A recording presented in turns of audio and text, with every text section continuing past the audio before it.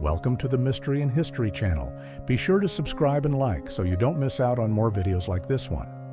Some stories sound like they came from a legend, but behind them are real children who lived far from the protection, language, and affection they should have received. In this video, you will learn about cases of boys and girls who spent part of their childhood near dogs, wolves, monkeys, chickens, goats, and other animals, in situations marked by abandonment, isolation, survival, and mystery. In many of these accounts, the animals were not just part of the story. Sometimes they were the only company, the only warmth, and the only form of protection in a world that failed these children. Some managed to relearn how to speak, walk, trust, and live among people. Others carried the marks of those early years forever. And by the end, you will see that these stories are not only about children raised by animals, but about loneliness, adaptation, resilience, and the deep human need for care and belonging. Oxana Alexandrovna Malaya.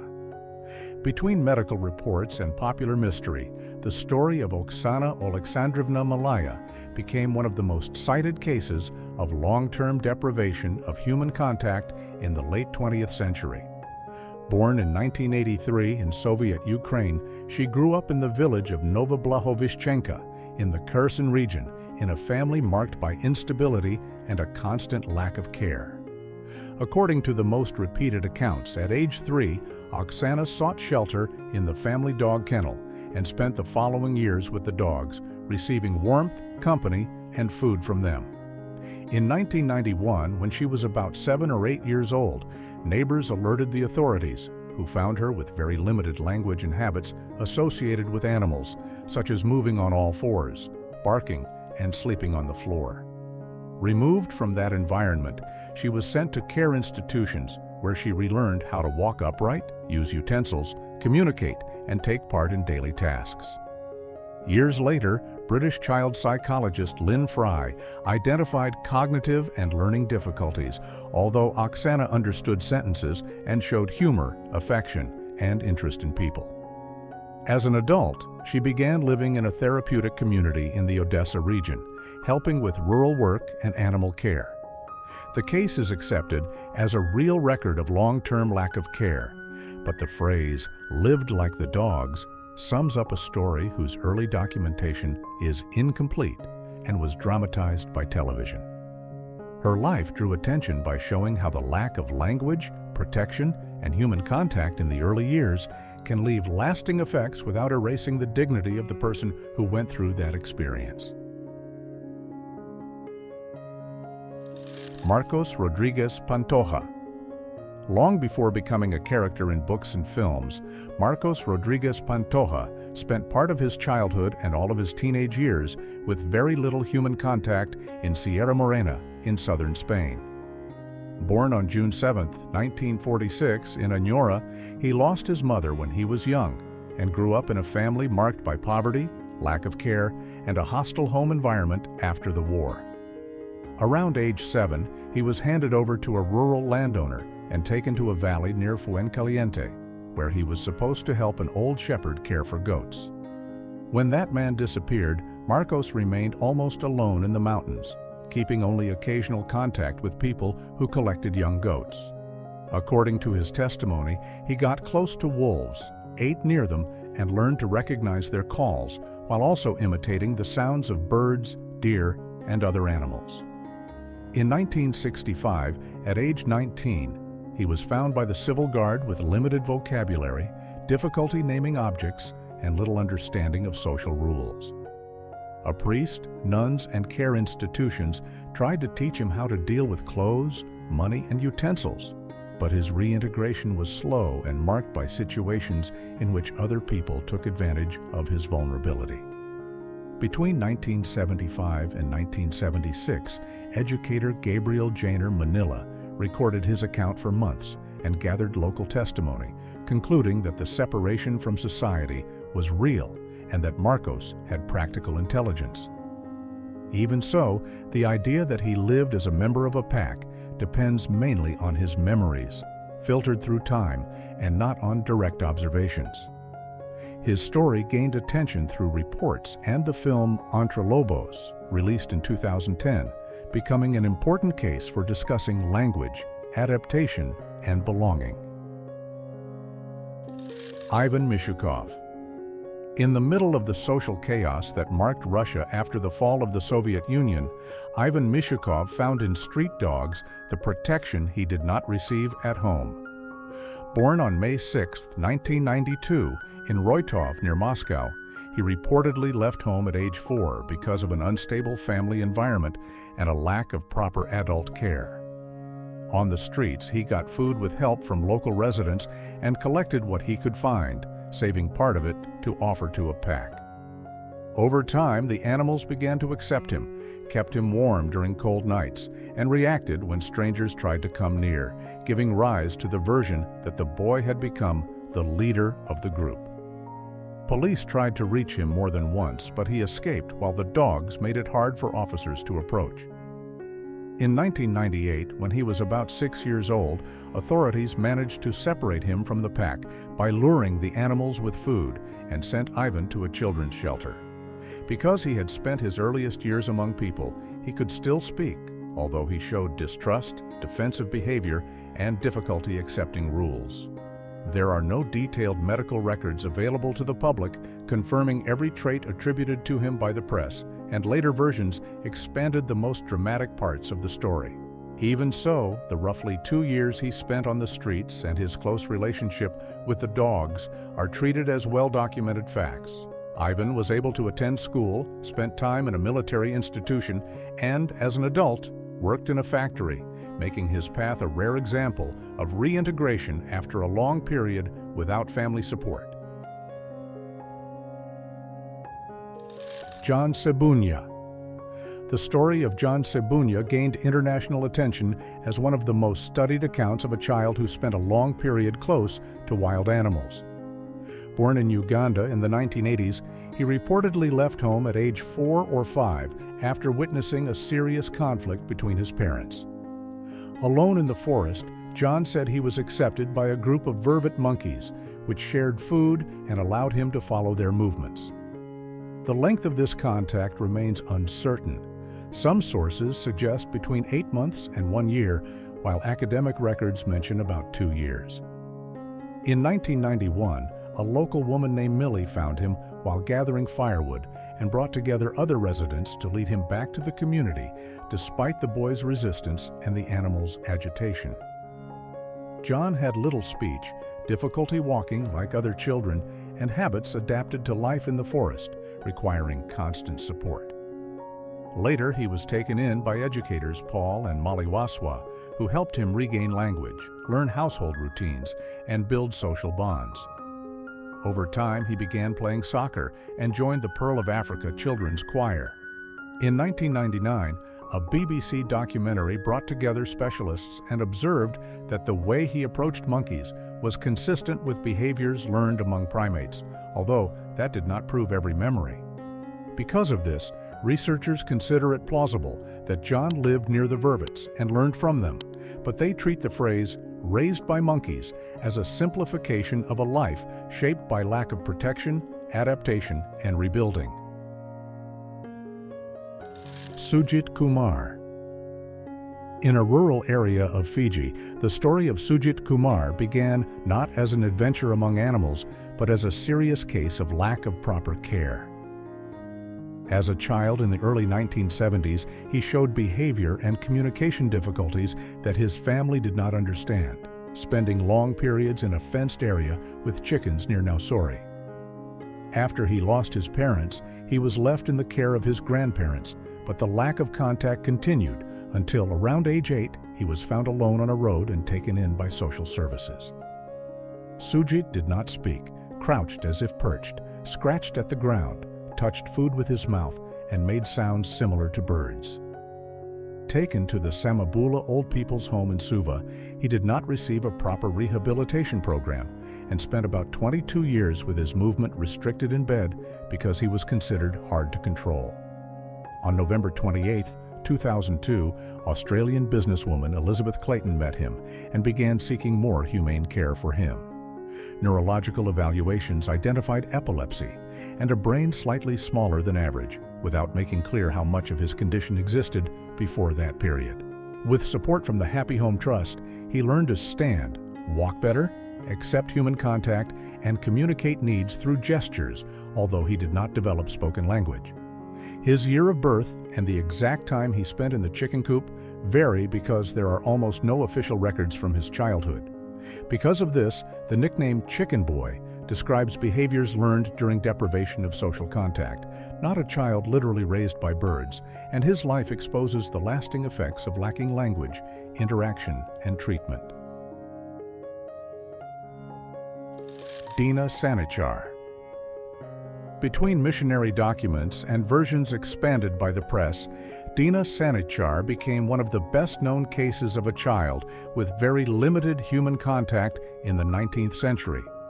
His origin and birth name remain unknown, but he was reportedly about 6 or 7 years old when he was found in February 1867 in a forest in the Bulandshahr district of northern India. According to the account from the Secundra orphanage, men traveling through the area followed a wolf to a cave and saw the child come out soon after the animal, a circumstance that led to the claim that he had lived among wolves. Taken to the institution near Agra, he received the name Sanichar, linked to Saturday, because those in charge believed he had arrived on that day. Caregivers recorded that at first he moved using his limbs, rejected clothing, ate with his hands, and produced only unformed sounds. Over time, he learned to walk upright, dress himself, and understand simple commands through gestures, but he never developed spoken language. A doctor connected to the mission also described possible hearing loss, a factor that may have worsened his difficulties and prevents all of his behaviors from being attributed only to lack of socialization. Dina remained in Secundra for most of his life, formed some emotional bonds, and died in 1895, probably a little over 30 years old, after a period of poor health. The documentation confirms his existence and adaptation, but it does not prove that he received care from wolves or lived with them since infancy. The comparison with Mowgli made the case popular, although there is no confirmation that Rudyard Kipling used his story as inspiration. Marina Chapman. Long before her story reached books and documentaries, Marina Chapman already carried fragmented memories of a childhood in the Colombian jungle. Born around 1950, she does not know her exact date of birth, original name, or the village where she lived, gaps tied to her young age and the lack of records. According to her account, she was taken by unknown people at age 4 or 5 and left alone in a forest during the period of deep political instability known as La Violencia. After wandering through the area, she came close to capuchin monkeys and began watching which fruits they ate, where they found water, and how they moved through the trees. Marina said the animals at first merely tolerated her presence, but later allowed her to stay nearby, without treating her like one of their young. She believes she lived in the forest for several years until she was found by men moving through the area and taken to Cucuta, where she went through difficult situations and spent some time on the streets. Later, she received help from a local woman, was taken in by a family, relearned social routines, and gradually regained language. In 1977, she moved to Bradford, England, where she married, had 2 daughters, and built a life far from the forest. Her memories were published in 2013 in the book The Girl with No Name, written with help from her daughter Vanessa. Specialists considered parts of the story plausible, but noted that there are no documents from the time able to confirm how long she stayed in the jungle or the degree of contact she had with the monkeys. For that reason, the case remains somewhere between survival, memories of difficult experiences, and elements that still cannot be proven. Natasha Mikhailova. The story of Natasha Mikhailova drew attention in May 2009 when police entered a home in poor condition near Chita in eastern Siberia. At age 5, the girl had reportedly spent her whole life limited to contact with dogs and cats, without attending school, playing outside, or having regular human interaction. The home had no heat, running water, or sewer system, and authorities found the child wearing clothes without proper hygiene and with physical development below what was expected for her age. Natasha could not speak Russian, refused utensils, and repeated behaviors associated with animals, such as barking, scratching doors, and reacting defensively when someone came near. When separated from them, she showed anxiety and called for her caregivers with sounds similar to a dog. Sent to the Nadezhda Children's Rehabilitation Center, she began receiving medical and psychological care, along with stimulation to develop language, eating habits, and social contact. Professionals at the institution warned that she should not be treated as a wild character because she recognized household objects and knew how to show simple tasks. Her parents gave conflicting versions about who was supposed to care for the girl, while her father was questioned over the possible lack of proper assistance.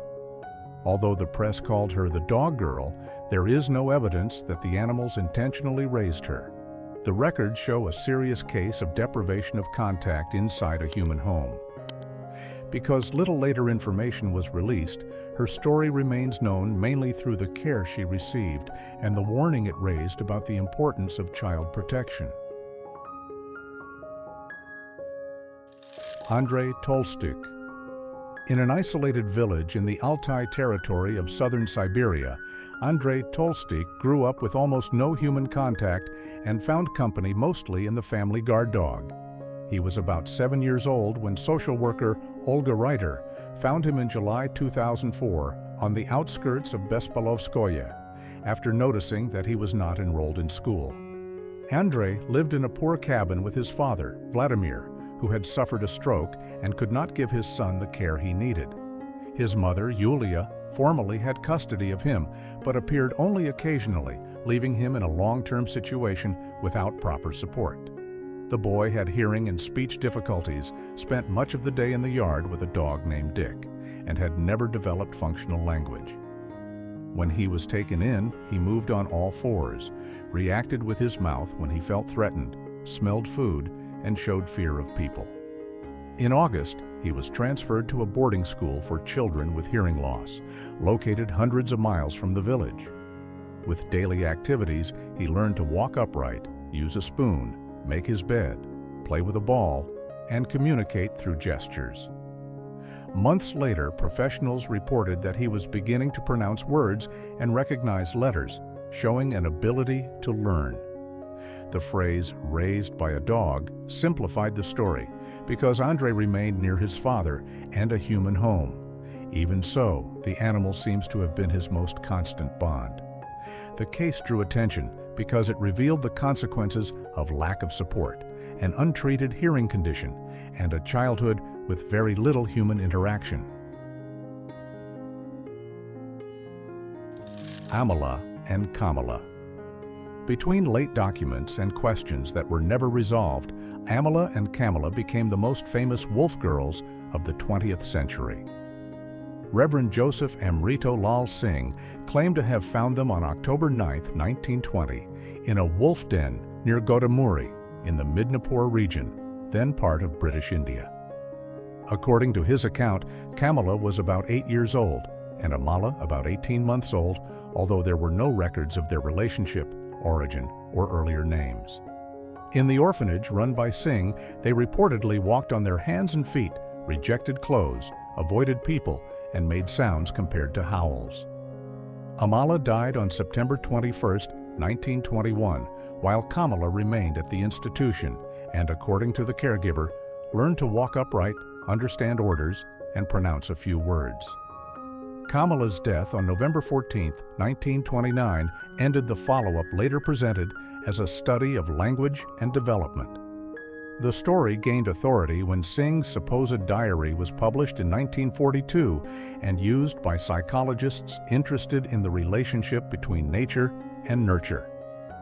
Later research found contradictory versions of the discovery, a lack of independent witnesses, and signs that the diary had been written years afterward. Some investigators concluded that the girls were probably children left without care and with developmental difficulties, while the contact with wolves may have been invented or exaggerated. Because of this, the case remains important not as proof of children raised by animals, but as an example of how lack of protection, science, and public attention can turn delicate lives into a worldwide legend. Bellow. In 1996, men crossing Falgore Forest, about 93 miles south of Kano in northern Nigeria, found a small boy living near a group of chimpanzees. The child appeared to be around 2 years old, had no known identity, and was given the name Bello by caregivers. Staff at the Tudun Maliki Tori Center believed he had been left without care as a baby, possibly because he had specific physical and cognitive needs, although his family origin was never confirmed. According to accounts shared by the staff, Bello walked upright but dragged his arms, made sounds similar to primates, and repeated movements with his hands over his head.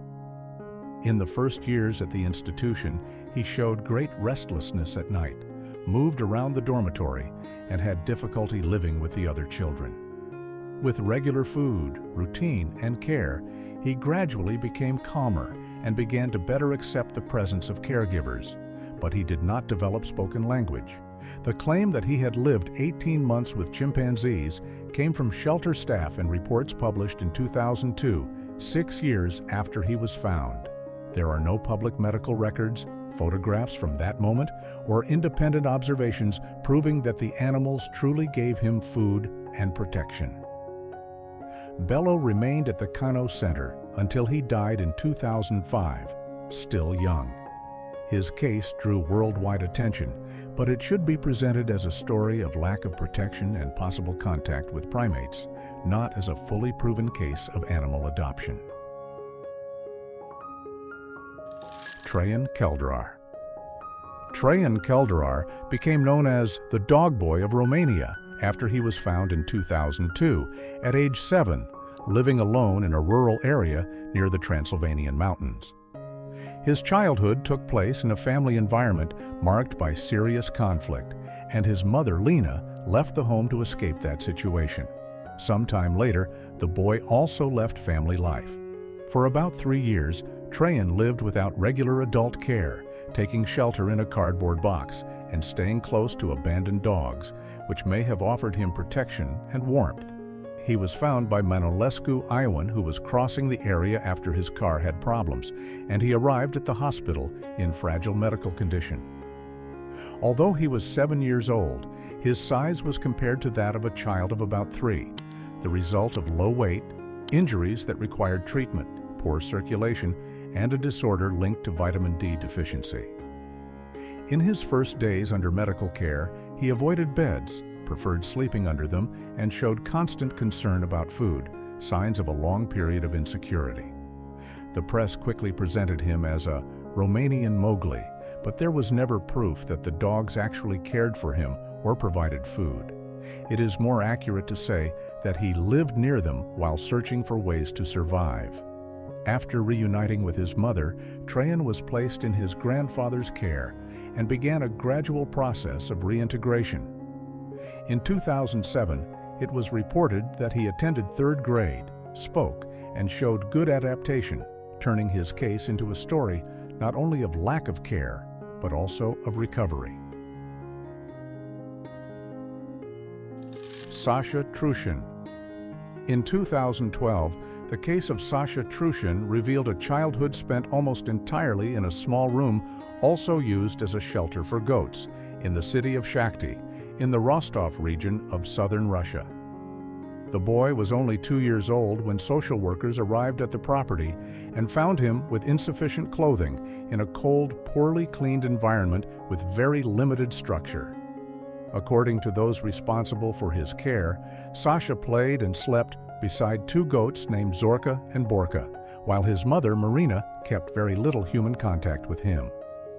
The child was under the expected weight, did not speak, did not know how to use utensils or the bathroom, and showed great fear of adults. When placed in a bed, he tried to sleep underneath it, a behavior attributed to the routine developed in the animals' room. Sent to a children's institution, he received food, medical evaluations, and stimulation to learn basic tasks and form bonds. The case gained national attention in June 2012 when Russian programs showed the conditions of the home and discussed the responsibility of the child's caregivers. Later, Sasha was taken in by Oxana Malaya, and later reports described progress in speech, movement, and family adaptation. Some reports claimed that he imitated the goats, walking on all fours and giving small headbutts. But these details were recorded after care began and may have been expanded by television. His story is well documented as a serious lack of care, but the phrase, "raised by goats," simplifies a case of isolation, lack of contact, and a shortage of stimulation during the first years of life. Robert Mayanja. Amid the instability that affected the Luwero district in the early 1980s, Robert Mayanja reportedly lost his parents and spent part of his childhood isolated in a forest in Uganda. His date of birth was not preserved, but caregivers estimated that he was about 3 years old when he was left without family care in 1982. According to later accounts, members of the National Resistance Army found him in 1985 at about 6 years old, accompanied by a group of monkeys. The men reportedly had to separate Robert from the animals to take him to safety, while an adult female tried to keep him close to her body. Robert did not speak, stayed crouched, jumped instead of walking normally, and reacted little to attempts at human interaction. It was believed that he had eaten fruits and roots, although there are no independent records from the period before he was found. On July 5, 1991, he was received by the Larshe community in Busega, Kampala, where he began receiving physical therapy, occupational therapy, and help with daily tasks. Doctors and caregivers reported cognitive limitations and traits associated with autism, conditions that may also explain part of his difficulties. Over time, he learned hygiene routines, how to sit during meals, and how to express discomfort, happiness, or hunger through gestures and sounds, but he did not develop functional speech. Unlike John Ssebunya, Robert remained with major limitations in adulthood, and his story should be presented as a real case of lack of protection and rehabilitation, while the possible close contact with monkeys depends on testimony passed on years later. If you enjoyed this video and want to support the channel, please use the Super Thanks tool below. Your contribution helps us keep bringing you amazing historical content. Thank you so much for your support, and see you in the next video.